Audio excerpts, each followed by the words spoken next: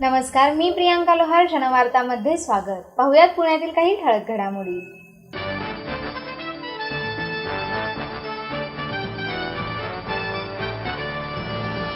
साधना साप्ताहिकाच्या 67व्या वर्धापन दिनानिमित्त डॉक्टर नरेंद्र दाभोलकर यांच्या स्मृती अंकाचे प्रकाशन करण्यात आलं. साधना साप्ताहिकाच्या 67व्या वर्धापन दिनानिमित्त प्रकाशित करण्यात आलेल्या डॉक्टर नरेंद्र दाभोलकर स्मृती अंकाच्या प्रकाशन समारंभात सुमंत बोलत होते. यावेळी अध्यक्षस्थानी ज्येष्ठ विचारवंत डॉक्टर सदानंद मोरे, हमीद दाभोलकर, विनोद शिरसाट उपस्थित होते. डॉक्टर सुमंत यांनी आधुनिक महाराष्ट्रातील विवेकवादाची वाटचाल या विषयावर मार्गदर्शन केलं. या विवेकवादाचा धागोळा घ्यावा आणि एकूण राजकारणाच्या आणि समाजकारणाच्या क्षेत्रामध्ये विवेकवादानं आतापर्यंत काय साध्य केलं, कोणकोणत्या रूपामध्ये हा विवेकवाद महाराष्ट्रापुढे आला, याचं काही एक आपल्याला मॅपिंग करता येईल का? आणि हा विवेकवाद जनशक्ती जागी करण्यासाठी त्यातून शक्ती परिवर्तनवादी फोर्सेस आपण म्हणतो ते निर्माण करण्यासाठी आपल्याला किती वापरतो या संबंध चौकटीमध्ये आजचं व्याख्यान मी घेतलेलं आहे.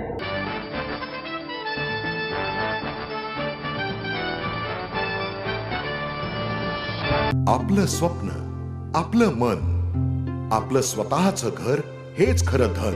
समृद्ध जीवन पार्क सादर करत आहे 140 फ्लॅट्सची एक प्रशस्त गृह योजना.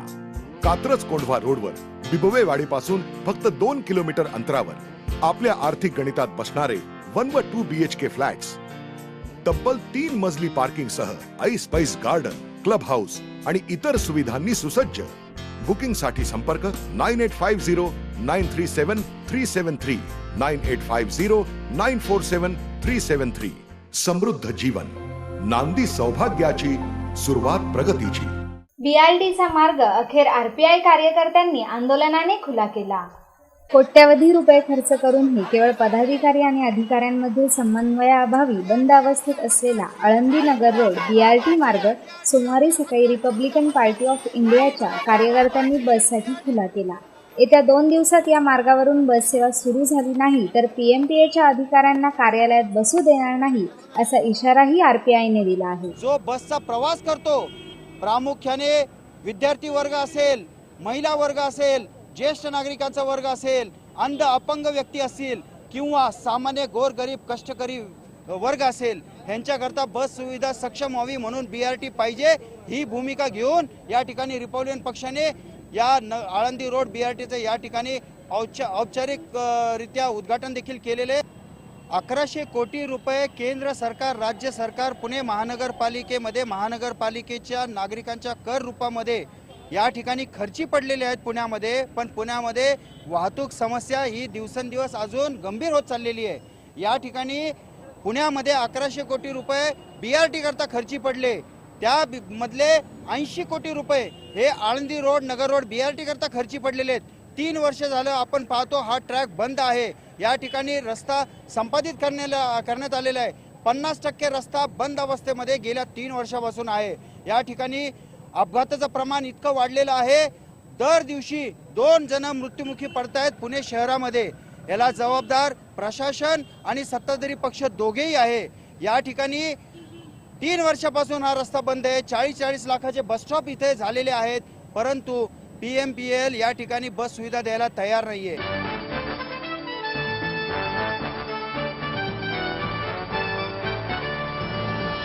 आपको देता है एडमिशन के साथ अपॉइंटमेंट लेटर भी. B civil, computers, electronics, electronic and telecommunications, IT and mechanical. MA Computers, Electronics, IT and Mechanical, Diploma Engineering, Mechanical and Computer. MBA Finance, HR and Marketing. BCA, BBA, MBA and MCA for Engineering. और साथ ही D.Pharm, B.Pharm और M.Pharm भी. Siddhant International School CBSE from nursery to 5th standard. Siddhant College. Transport एवं hostel facility. 22 एकड़ का विशाल campus. AICT Delhi और Pune university द्वारा मान्यता प्राप्त.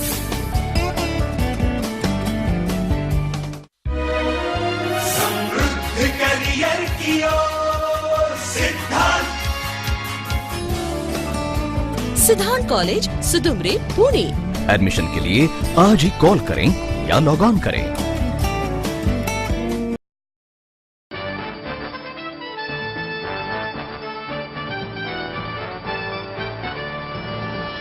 मेट्रोच्या श्रेयवादाचा कलगीतुरा मेट्रो धावण्याआधीच रंगलाय। पुणे मेट्रो प्रकल्पावरून मुख्यमंत्री पृथ्वीराज चव्हाण आणि केंद्रीय दळणवळण मंत्री नितीन गडकरी आमने सामने आले असून त्यांनी मेट्रोच्या विलंबाचे खापर एकमेकांच्या डोक्यावर फोडले। पाहुयात ते याबाबतीत काय म्हणाले। केंद्र सरकारनं महाराष्ट्रातल्या मेट्रो प्रकल्पांना केंद्रीय मंत्रिमंडळाची मान्यता देण्याचा प्रस्ताव उद्या तातडीनं मंत्रिमंडळासमोर आणण्याचा निर्णय घेतलेला आहे असं समजतंय। नागपूर मेट्रोचं उद्घाटन पंतप्रधानांच्या हस्ते परवा दिवशी म्हणजे 21 तारखेला होणार आहे असं पूर्वसूचना आम्हाला मिळालेली आहे। नागपूर मेट्रोला मान्यता दिल्याबद्दल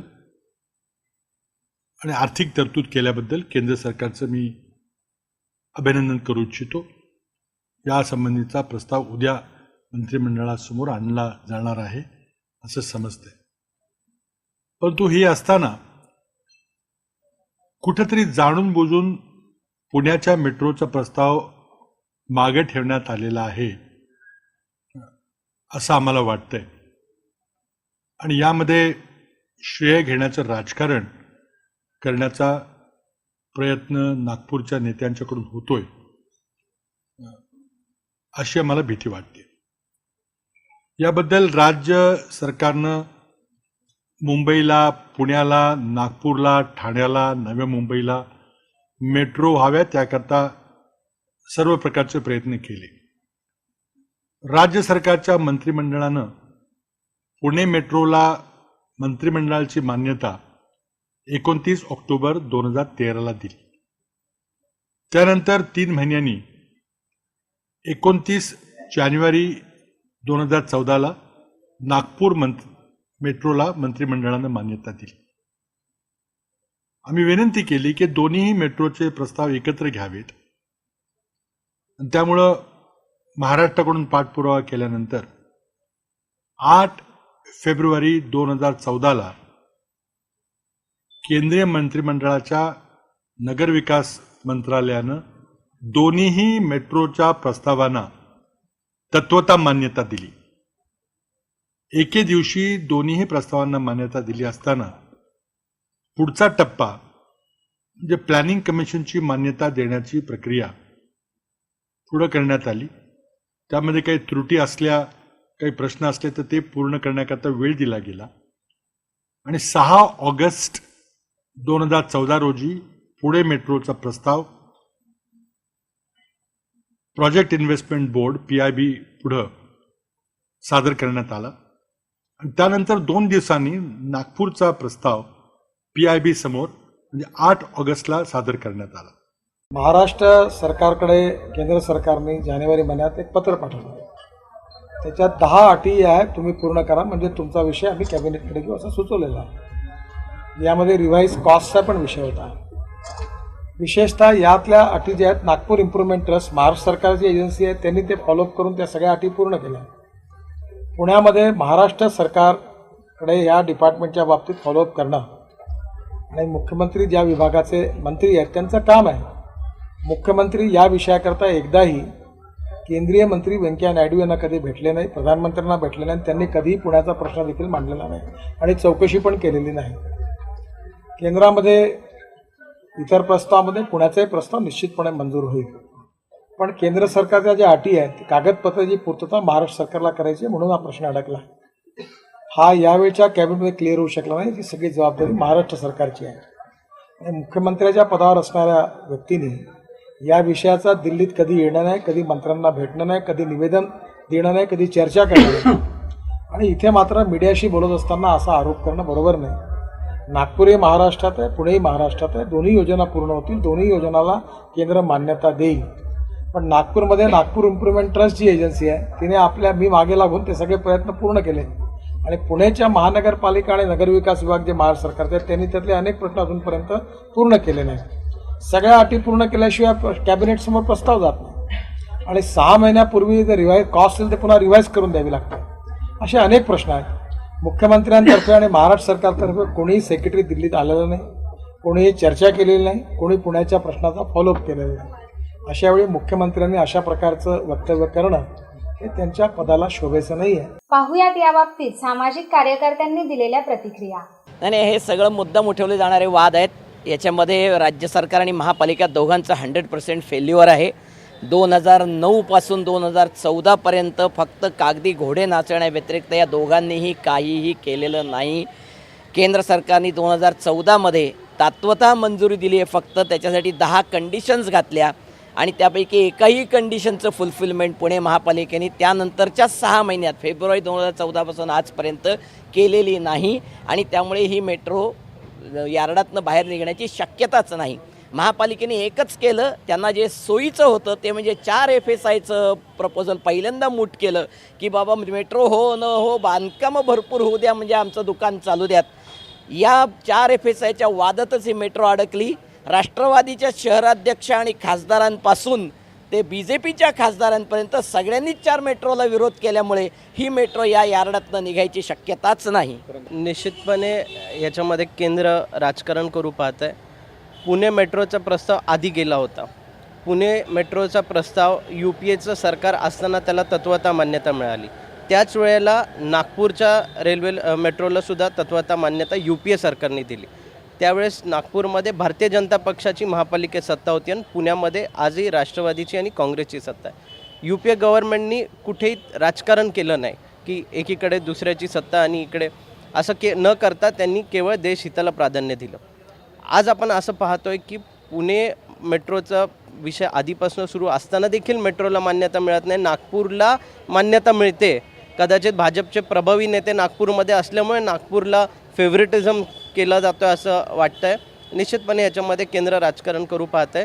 पुण्यामध्ये भारतीय जनता पक्षाच्या उमेदवाराला पुणेकरांनी भरघोस मताने निवडून दिलं. मला वाटतं आपले खासदारही पुण्याचे केंद्रामध्ये लॉबिंग करायला कमी पडले. पुणेकर म्हणवणारे एक मंत्रीसुद्धा केंद्रामध्ये आहेत जे प्राईम मिनिस्टरच्या अतिशय जवळचे मानले जातात, तेही लॉबिंग करायला कमी पडले. यातनं स्पष्ट होतं की यांना पुण्यासाठी काही करायचं नाही, यांना केवळ पक्षाच्या राजकारणामध्ये जास्त रस आहे असं दिसतं.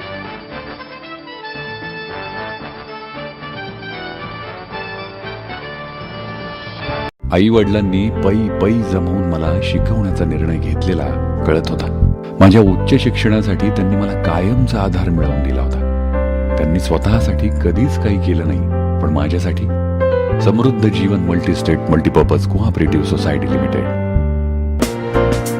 गुंतवणूक भावनांची, आनंद लक्षावधीचा. Samruddha Jeevan multistate multipurpose cooperative society limited.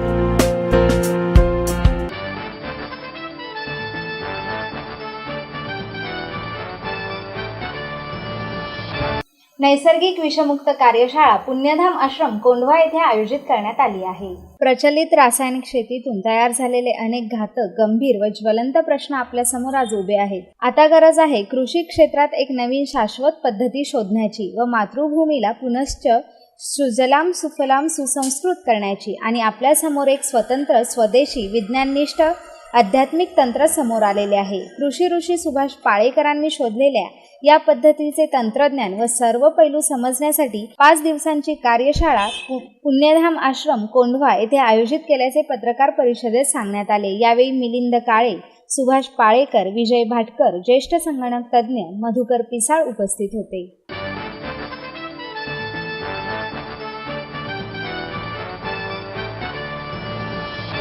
माहेर सोडून सासरी आले.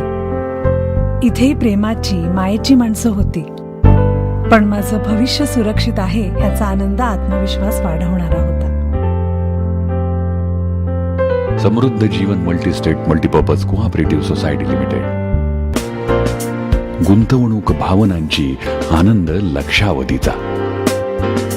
समृद्ध Jeevan multistate multipurpose cooperative society limited.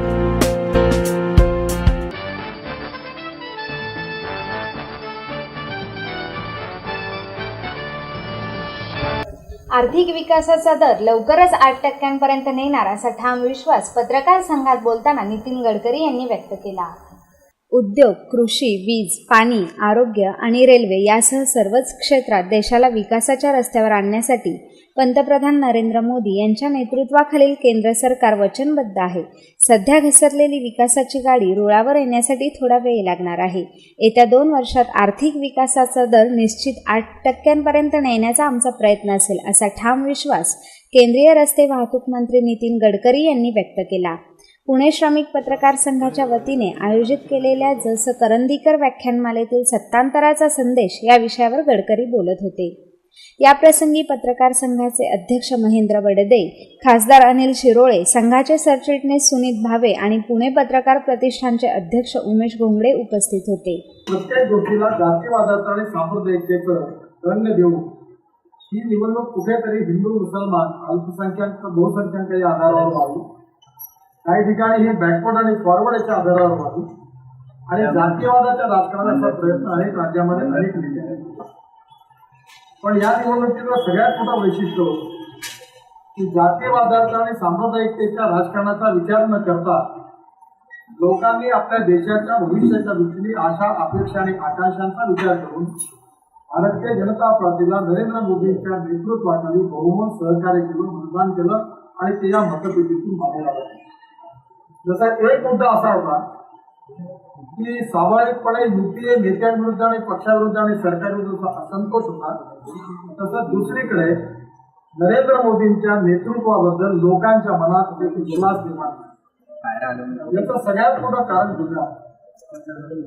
गुजरातमध्ये जे विकासाचं मॉडेल होतं त्याची दखल अनेक लोकांनी जागतिक पातळीवर देखील घेतली. गुजरातमध्ये फॉरेन इन्व्हेस्टमेंट पण आली. ऍग्रिकल्चर ग्रोथ रेट गुजरातचा चांगला राहिला, जीडीपी चांगला राहिला, सर्व्हिस सेक्टर चांगलं राहिलं आणि इंडस्ट्रियल डेव्हलपमेंट चांगली राहिली आणि गावातल्या आणि शहरातल्या लोकांना 24 तास वीज मिळत होती. रस्त्यांची कामं चांगली झाली आणि गुजरातची एकंदरीत आर्थिक स्थिती पण चांगली होती. गुजरात, महाराष्ट्र आणि मध्य प्रदेशाची जर राज्याची तुलना करा तर मध्य प्रदेशला बिमारू राज्य म्हणतात, पण बिमारू राज्य असून मध्य प्रदेशचा ऍग्रिकल्चर ग्रोथ रेट हा 22% होता. शरद पवार साहेबांनी शिवराज सिंग चौहानांचा सत्कार केला. देशात सगळ्यात जास्त agriculture growth rate Madhya Pradesh 22%, गुजरातमध्ये 12.5% आणि महाराष्ट्रामध्ये एकेकाळी तो मायनस होता, आता 4%. महाराष्ट्र हे कृषी विकासाचं मॉडेल समजलं आहे, पण महाराष्ट्रामध्ये कृषी विकासाच्या बाबतीत आपण देशात मागे.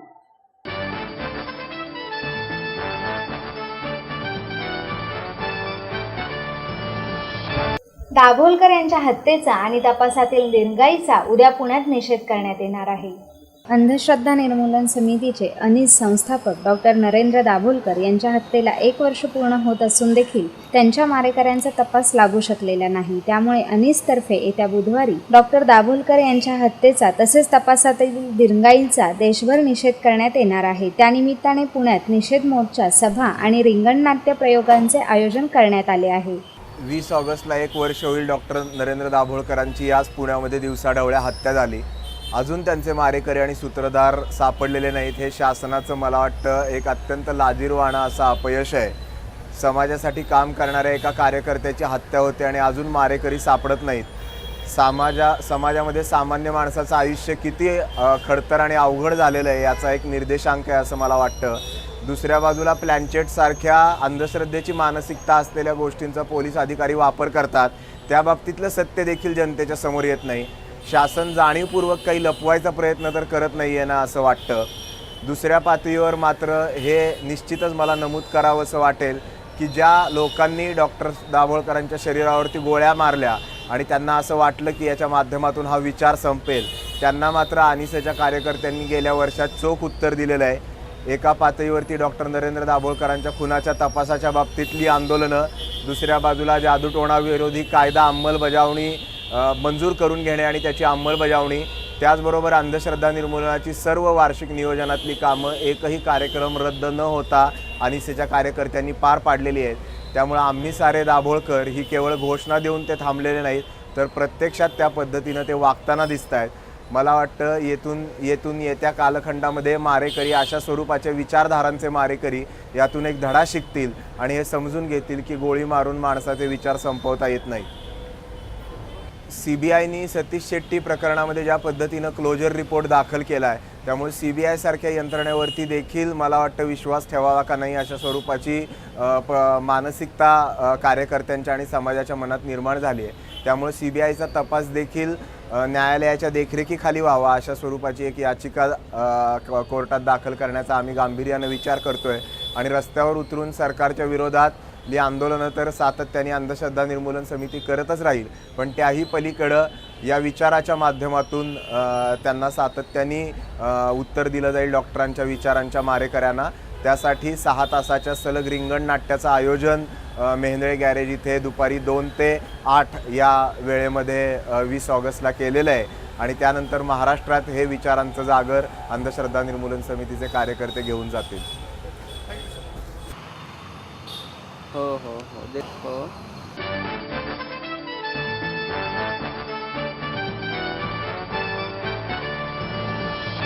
याबरोबरच आजचं बातमीपत्र संपलं. पुन्हा भेटूया उद्या याच वेळी. नमस्कार.